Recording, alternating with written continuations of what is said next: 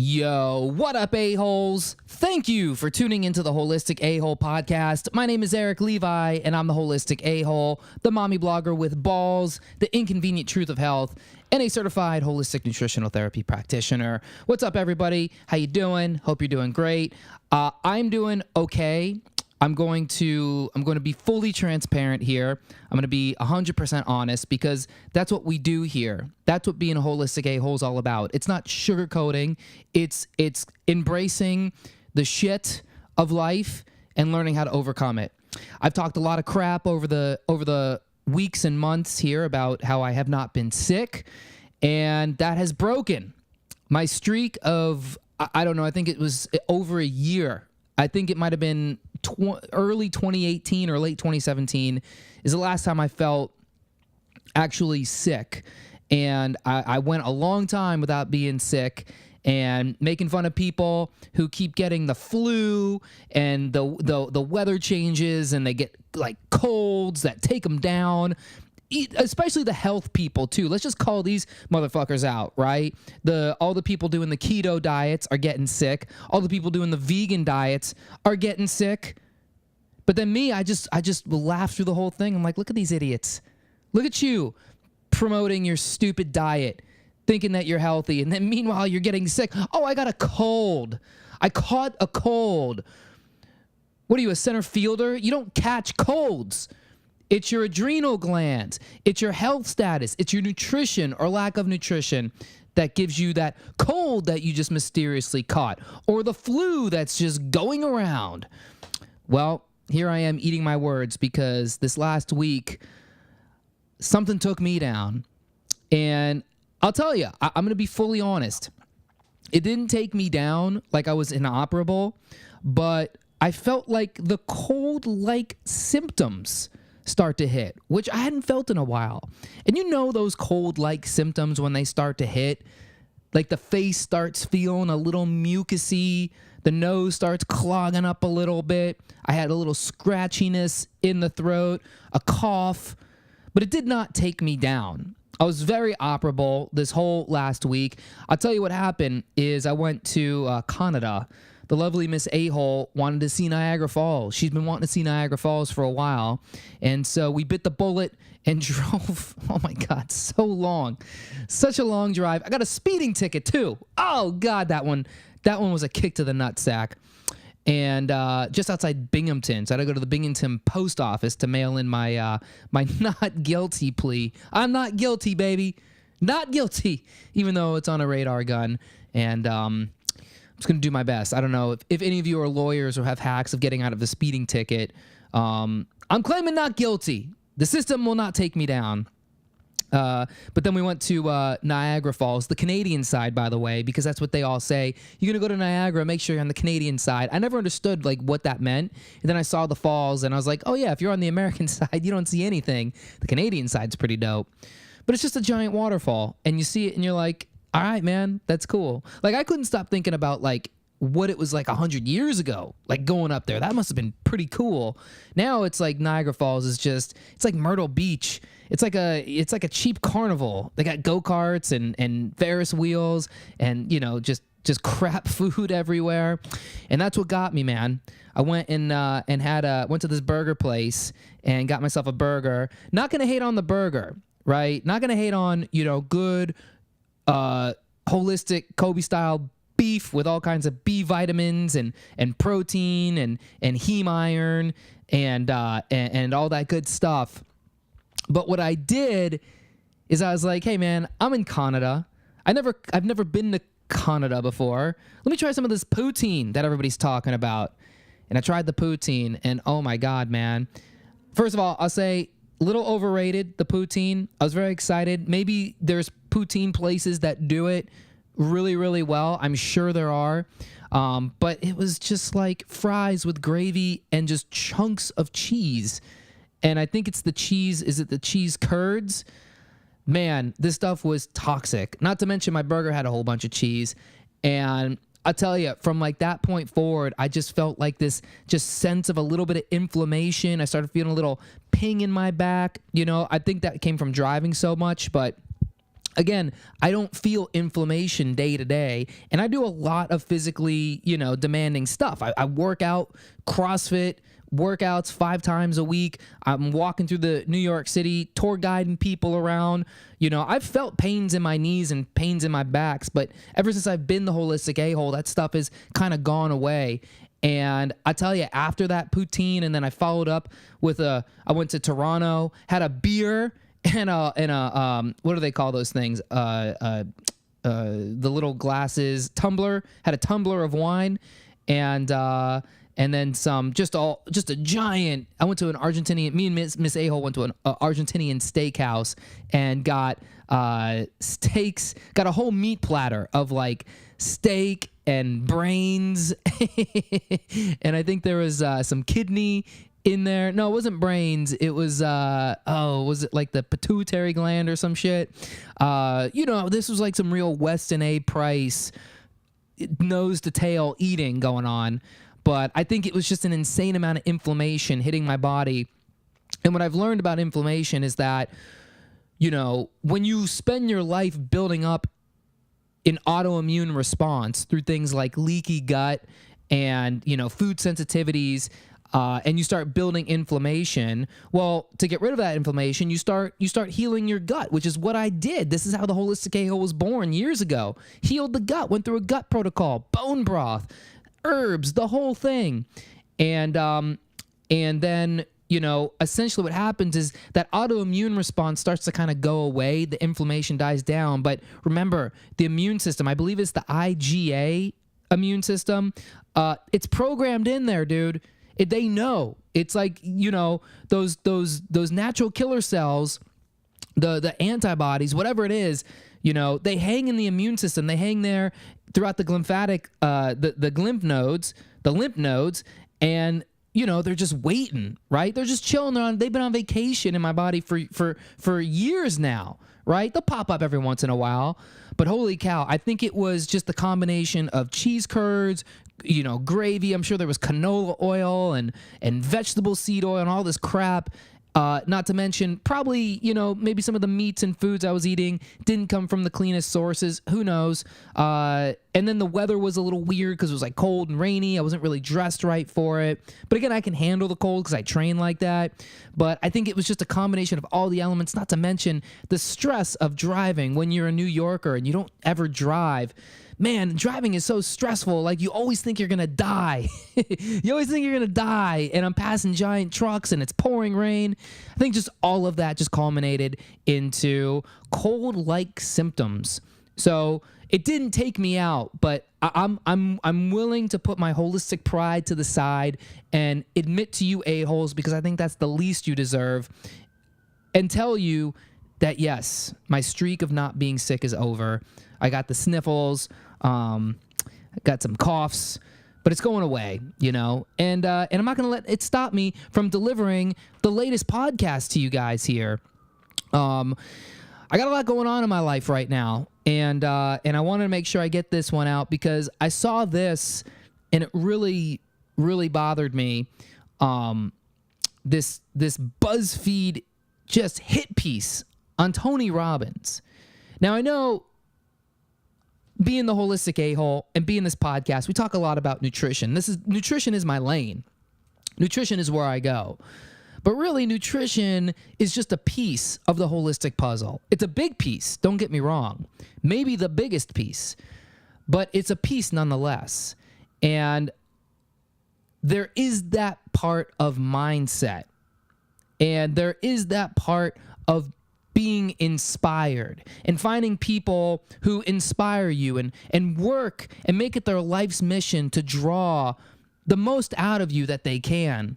And so when I read this thing on Buzzfeed News about Tony Robbins, just a piece trying to take the Tony Robbins industrial complex down, it genuinely bothered me.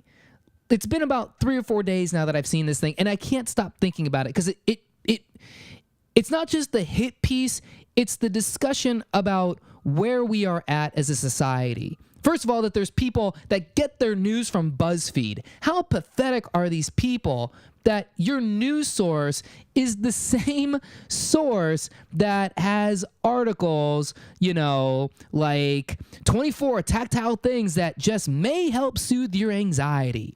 27 Game of Thrones moments that were hilarious as fuck. True or false, the STD edition. Are you a unicorn or a mermaid? Japanese and American snack swaps.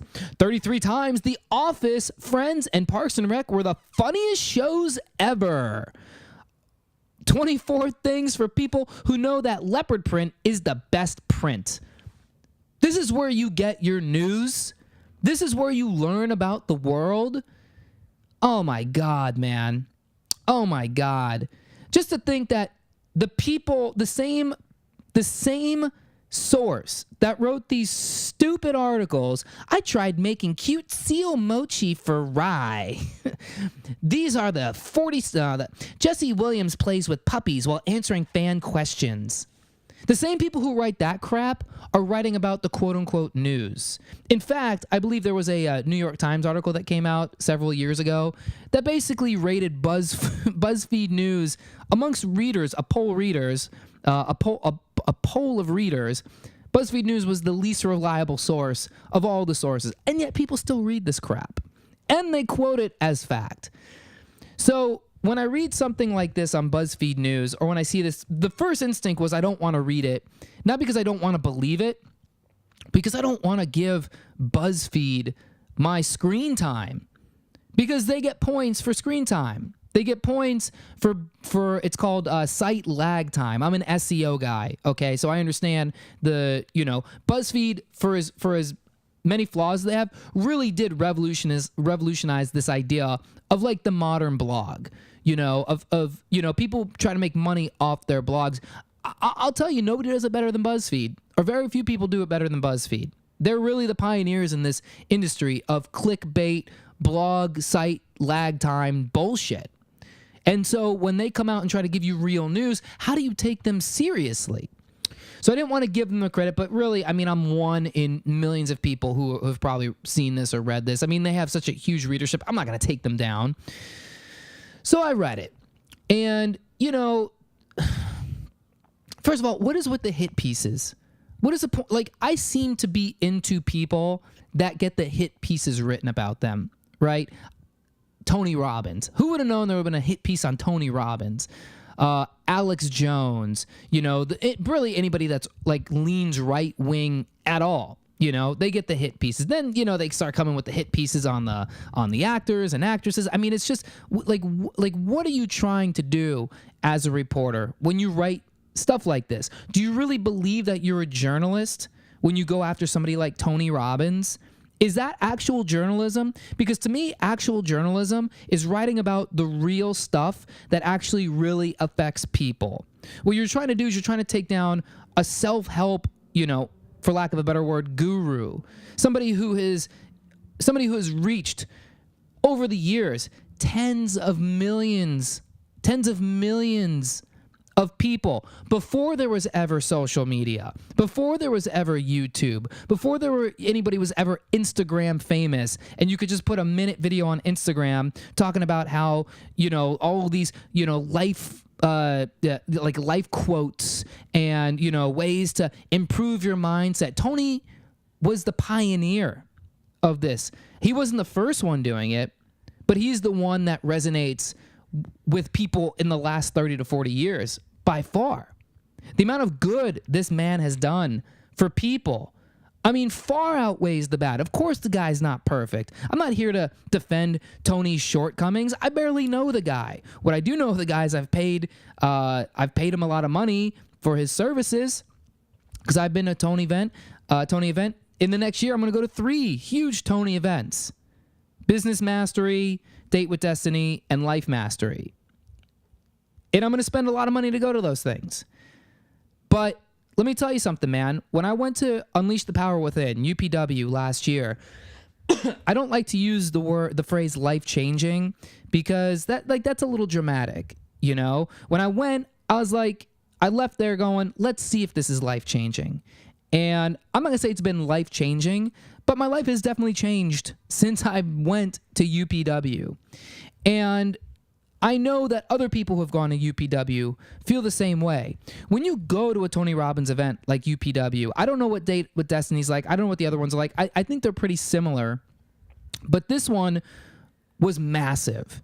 This dude filled 20,000 seats in Newark, New Jersey, in an arena, filled it, every single seat packed.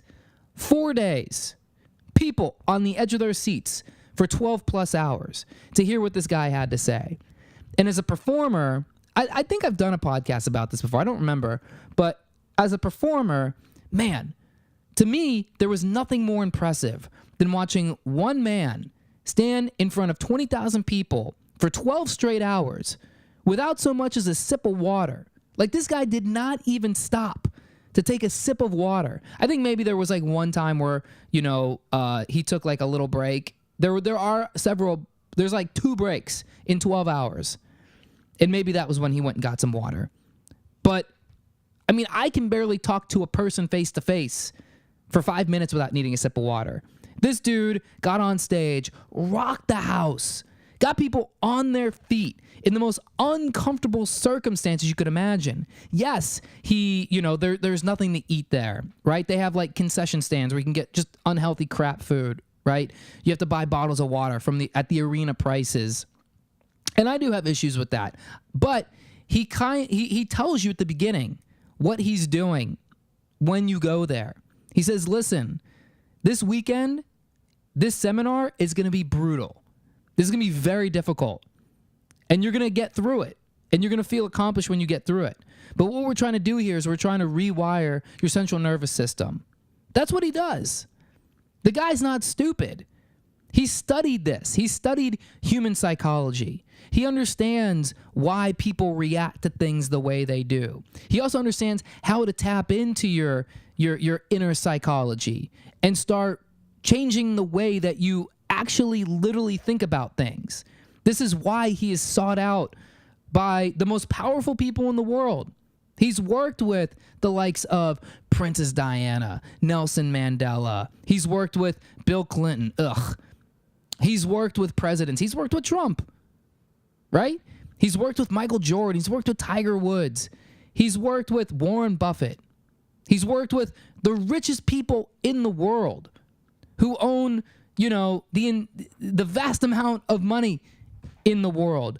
The top investors, the top political figures, and I'm not like putting them on a pedestal, but the top athletes, the top people in their fields, most of them can say they were influenced in a way by Tony Robbins. So it's not like this guy's like a fly-by-night hack, just saying things to rile people up. There's actually a method behind the things he does. Everything is calculated. Everything is documented. He records all of the events on video. Anybody, lawyers, anybody can get these videos and examine what goes on at these events. They're intense. They're not for the weak of heart. I would not say if you have a medical condition that you should go to a Tony Robbins event because it will physically wear you down and exhaust you. It'll push you to your physical limits. You'll have to stand up and jump around like an asshole for 12 hours. And you might not feel like it. You might be exhausted. Me personally, me and Miss A-Hole, we went. We live in Queens. And every morning we had to get up and go to Newark. Now, I know most of you aren't in New York, but this is like an hour-and-a-half journey, switching trains. We're talking 6 in the morning. After the night before getting home at midnight, 1 in the morning. We're talking 4 hours of sleep, maybe. And then really no food going in. I mean, this is very intense circumstances. And this dude draws out of you the desire to get up and dance and give yourself fully to the experience. You're screaming, you're laughing, you're crying. You're experiencing these intense emotions. And when I went, I didn't want to believe it. I was like, this is BS. This is crap. Come on. Like the first day I was there, all the volunteers, man, You walk, you go get your badges, you register, you pick up all your little freebie bags, all that stuff. People are high-fiving you. They're telling you you're the best. And I was like, this is a fucking cult. But 4 days later, when I got done, that's all I wanted to do. I wanted to hug people. I wanted to high-five everybody. I was excited, man. And I was really optimistic for life. And that's what most people feel. You just have this just light that lights up in you, that lights up in your soul. And nobody else I've ever seen, whether it's in person, whether it's speak, whether it's, a comedian, a public speaker, an inspirational speaker, no therapist can pull this out of people, and you spend thousands of dollars on your therapists. I got a lifetime of therapy in 4 days when I went to a Tony Robbins event. So yeah, I do see the value of somebody like Tony Robbins. And I have drank the Kool-Aid. I haven't just drank the Kool-Aid. I mean, I've Scrooge McDuck full on, head first, off a diving board, dove into the Kool-Aid, drunk it, let it circulate in my system, pissed it out. I have drunk the Kool-Aid. But I'm not above criticizing the Tony Robbins industrial complex. I think there's plenty of flaws. I think there's a lot of BS built into it. Of course I do. But you got to understand, the BS is only what you take out of it. The BS is either you choose to internalize it and say, I believe this stuff wholeheartedly, and I'm going to incorporate it because the ideas are great. Or you say, no, this is like wishful thinking. I'm not going to buy this crap. This is hocus pocus. This is BS. And so you'll never get ahead. And so you look at the people who succeed and who don't succeed. What's the difference? The people who don't succeed, they don't buy into anything. They don't convince themselves that they're worthy enough. If you go to a Tony Robbins event and you leave there angry, like you didn't get something, I don't know what you were expecting to get. He doesn't pass around magic pills for you to take and say, well, now you can achieve everything. He doesn't hand you a blank check for $1 million and say, well, now you got what you wanted. You're going to be a millionaire. He instills in your nervous system the ability to react positively and forcefully to situations that arise in your life. He doesn't take each person and say, this is what you need to do to be better. He programs into your system how to make the most out of situations, how to fight back the negative thoughts that you have in your life. This is what we all need. Let me tell you something. As a comic, especially in New York City, I encountered a lot of miserable fucking assholes, a lot of pessimistic pieces of shit. And then I encountered a lot of very successful people. And you know the difference between the two was the attitude. That's it. And I felt it in myself. I had long streaks of just being complete failure, of just going out every night and bombing. And then at some point it turned around and I started killing. And the jokes were the same. I was the same. What changed? My mindset. There was a point where I was just piss broke. And now I'm at a point where I have money in my account. What's the difference? Mindset. I'll do walking tours with people in New York City, and it's all commission-based. If I suck, I don't make anything. If I kill it, I make an insane amount of money. What's the difference between the two? Mindset. Delivery. It's what it is. You don't have to believe it. And I promise you, again, the people who don't believe it are the people who work at Starbucks, are the people who are working in some dead-end office job, are the people who, they've let go of their dreams. They believe the world's against them. They believe the world owes them something. They believe that, wealth in life is accumulated by being a victim, by demanding the government step up and give them free health care, that the government step up and give them welfare, that the government step up and give them universal income payments. And then you have the successful people who say, I don't want any of that stuff. I can make this on my own. I have the tools in my belt to succeed. This is the difference between the two. And this is what Tony preaches. So that's what this hit piece was all about. the basic idea of this hit piece, there was a part of me that wanted to read the whole thing, but then I read it and realized, oh my God, it'll take an hour just to read it on this podcast. So I'm not going to do that. I'm just going to give you my thoughts on what it is. And basically, what it does is it tries to use this same theme that they're using to take everybody down, that he was sexually inappropriate, that he talked down to victims of sexual abuse and rape and misconduct.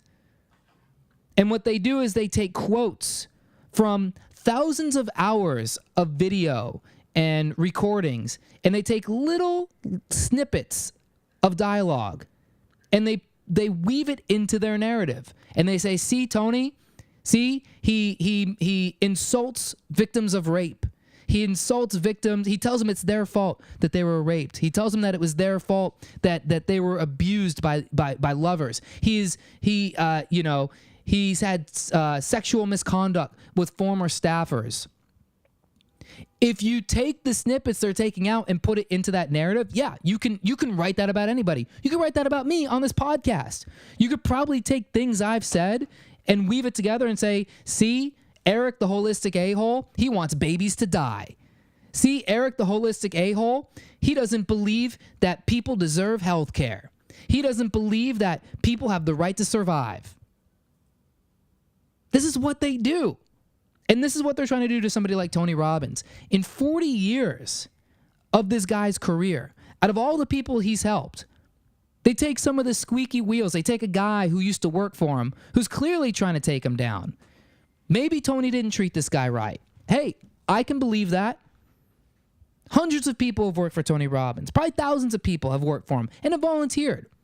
And he makes it very clear in his seminar, people volunteer for him. He has volunteers who have worked their way up through his organization who are now, making 6 figures a year doing their own businesses because they volunteered for Tony. They listen to him speak, every single week at these different seminars. When you watch someone like Tony speak, you're saturated with hope. You're saturated with optimism. You're saturated with creativity. There's no way you can leave a Tony Robbins seminar and not think that you can tackle the biggest challenges in your life. And if you volunteer for the guy and you get to see that every single week, of course you're going to succeed at some point. Of course it costs $800 to go to UPW. Of course it costs $8,000 to go to Date with Destiny. If you didn't spend that money to go to these things, you wouldn't appreciate it. There's a reason why Tony Robbins, why thousands of people, not hundreds, not tens, thousands at a time spend that much money to go see him because they know the value they're going to get. And they know when they spend that much money, when you spend a lot of money to do something, you're going to take it that much more seriously. And that's what people do. So yeah, if you spend $8,000 to go to Date with Destiny, it's not because it's a ripoff. It's not because he's taking advantage of you. It's because he knows the value of supply and demand. It's not because he's an awful person. It's because he's a really smart businessman. And everybody who goes to that event knows that about him. And they take that from him. They say, if he can charge that much money to go to one of these things, why can't I demand a higher price for my service? Why am I not worth that much money?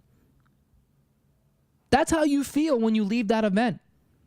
If I was to say, hey, everybody, I'm going to hold a seminar at the Holiday Inn down the street, it's going to be $8,000, how many people would come? 0.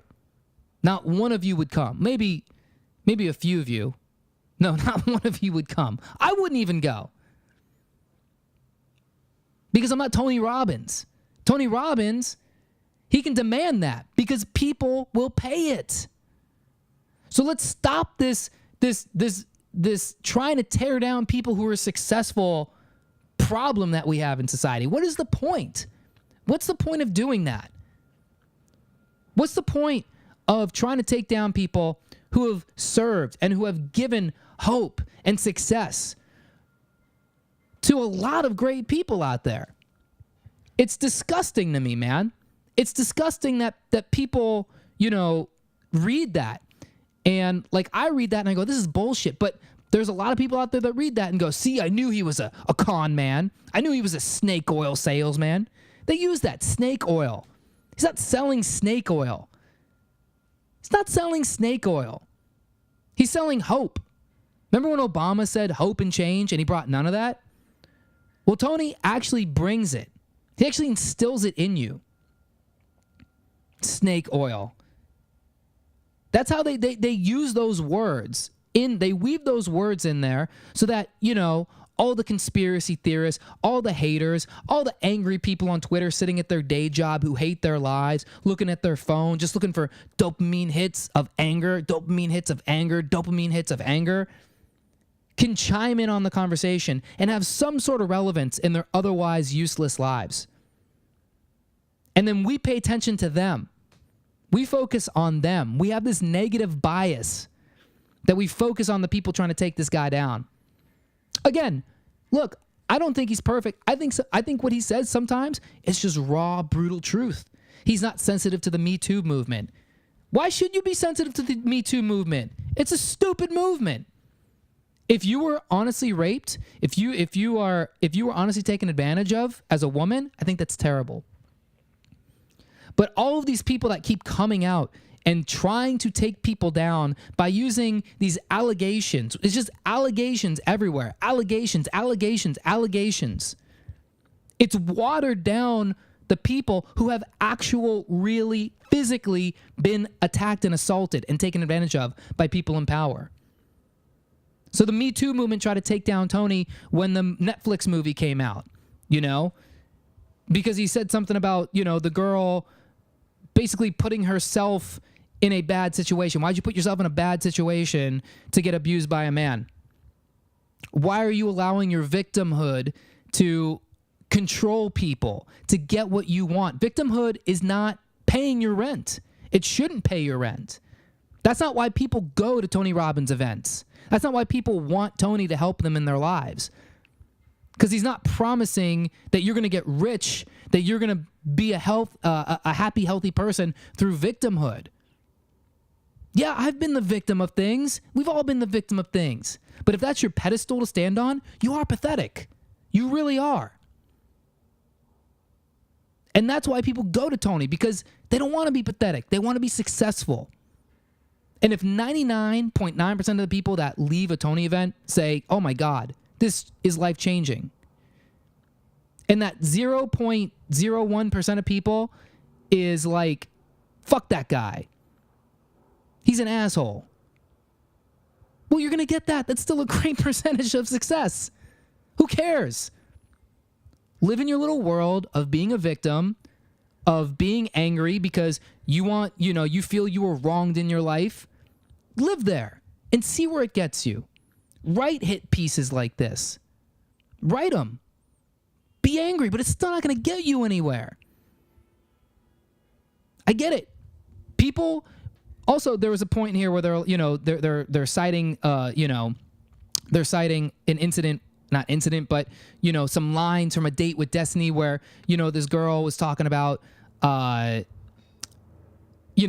she was raped and all these things. I mean, there's multiple instances of this. Again, when you go to a Tony event like Date with Destiny, part of the process is you have to write out, pages of your own life story, knowing that he might call on you to share that in front of thousands of people.